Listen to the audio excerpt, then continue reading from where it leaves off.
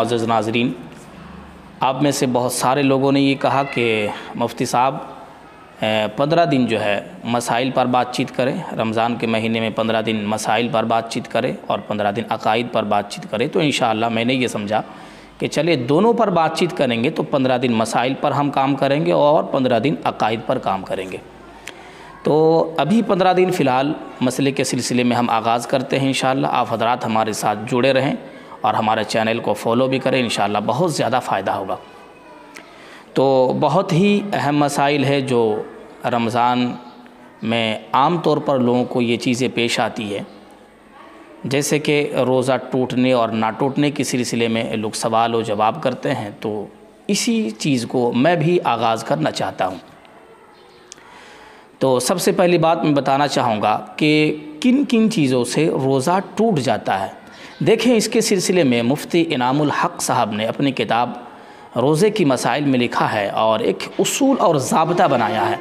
روزے کے ٹوٹنے کے سلسلے میں بہت ساری چیزیں ہیں، لیکن ان چیزوں کو جمع کرنا بڑا مشکل کام ہوتا ہے اور بتانا بھی بہت مشکل کام ہوتا ہے، یعنی ترتیب وار ایک لمبی چوڑی فہرست بن جائے گی، جس سے ایک مشکل جو ہے معاملہ ہوتا ہے۔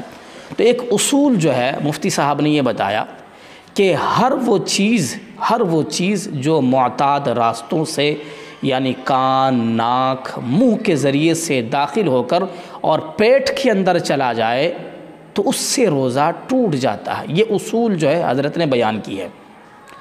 اور دن کے اندر یعنی دن میں جمع کرنا یا جمع جیسی فعل کرنا، اس سے بھی روزہ ٹوٹ جاتا ہے۔ یہ ایک اصول جو ہے حضرت نے بتایا تو بہت ہی اہم اصول ہے۔ ایک اور مرتبہ سن لے، بہت بہتر ہوگا کہ ہر وہ چیز جو معتاد راستوں سے یعنی کان، ناک اور منہ کے ذریعے سے داخل ہو کر پیٹ کے اندر یعنی معدے میں داخل ہو جائے تو اس سے روزہ ٹوٹ جاتا ہے۔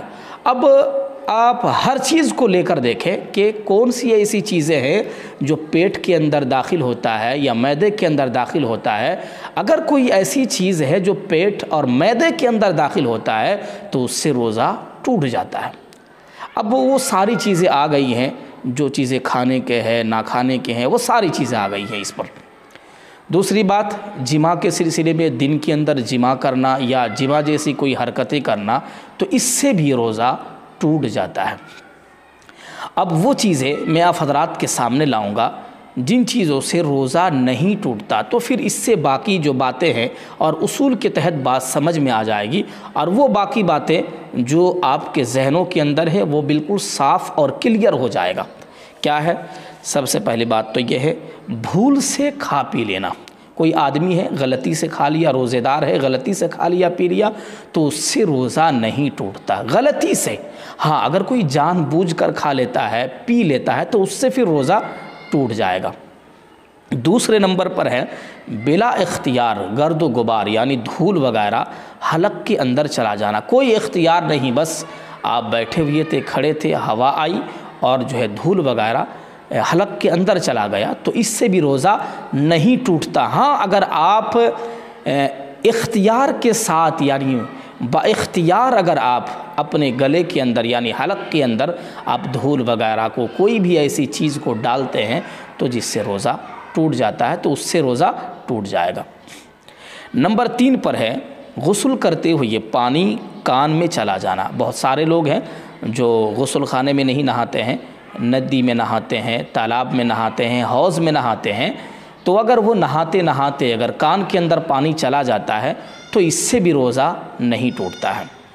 نمبر 4 پر ہے احتلام ہو جانا خواب کی حالت میں، یعنی آپ دن پر سوئے ہوئے ہیں، دن میں فجر کے بعد سوئے ہوئے ہیں یا ظہر کے بعد سوئے ہوئے ہیں، تو احتلام ہو جاتا ہے خواب کی وجہ سے یا خواب میں، تو پھر جو ہے اس سے بھی روزہ نہیں ٹوٹتا۔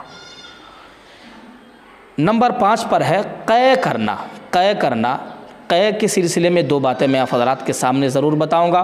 بہت زیادہ کھا لینے کی وجہ سے قے ہو جاتی ہے، تو یہ جان بوجھ کر نہیں ہوتا ہے، اور ایک ہوتا ہے جان بوجھ کر قے کرنا یعنی قصدن قے کرنا۔ انگلی آپ نے ڈال دی اور جو ہے قے جو ہے آپ نے کر لیا تو اس سے روزہ ٹوٹ جائے گا۔ لیکن اگر انجانے میں غلطی میں جو ہے یا ایسے ہی جو ہے کوئی بغیر اختیار کی اگر آپ نے قے کیا تو اس سے روزہ نہیں ٹوٹے گا، چاہے کم ہو یا زیادہ۔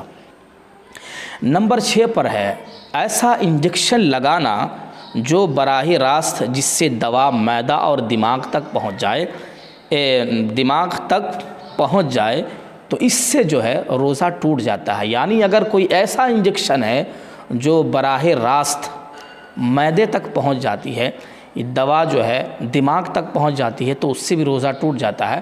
لیکن اگر کوئی ایسا انجیکشن ہے جس سے روزہ جو معدے تک نہیں پہنچتا ہے اور نہ ہی دماغ تک پہنچتا ہے تو اس سے بھی روزہ نہیں ٹوٹتا۔ یعنی عام طور پر جو فتوے کی کتابوں میں ملتا ہے، خاص کر دارالعلوم دیوبند کے فتوے میں ہے کہ مطلقاً وہاں پر لکھا ہوا ہے کہ انجیکشن سے روزہ نہیں ٹوٹتا، اور یہی صحیح بات ہے کہ انجیکشن سے روزہ نہیں ٹوٹتا۔ آپ ڈاکٹر سے پتہ کر لیں کہ دوا کہاں تک پہنچتی ہے، کیا معدے تک پہنچتی ہے یا دماغ تک پہنچتی ہے۔ اگر معدے یا دماغ تک پہنچتی ہے تو آپ مغرب کے بعد جو ہے انجیکشن لگا لیں، سب سے بہتر ہوگا۔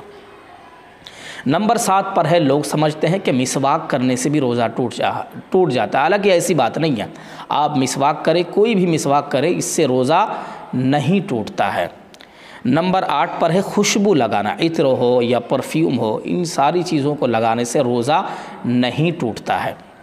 نمبر 9 پر ہے آنکھ کے اندر دوا یا سرما ڈالنا۔ بہت سارے لوگ ہیں جو آنکھ کے اندر بیماری ہے تو وہ دوا ڈالتے ہیں۔ ابھی مجھے 2-4 دن پہلے کسی نے پوچھا تھا، تو دوا ڈالنے سے روزہ نہیں ٹوٹتا ہے، کیونکہ وہ جو دوا ہے وہ معدہ یا دماغ تک نہیں پہنچتا ہے، اور سرما لگانے سے بھی جو ہے روزہ نہیں ٹوٹتا ہے۔ تو ان تمام چیزوں سے روزہ نہیں ٹوٹتا ہے۔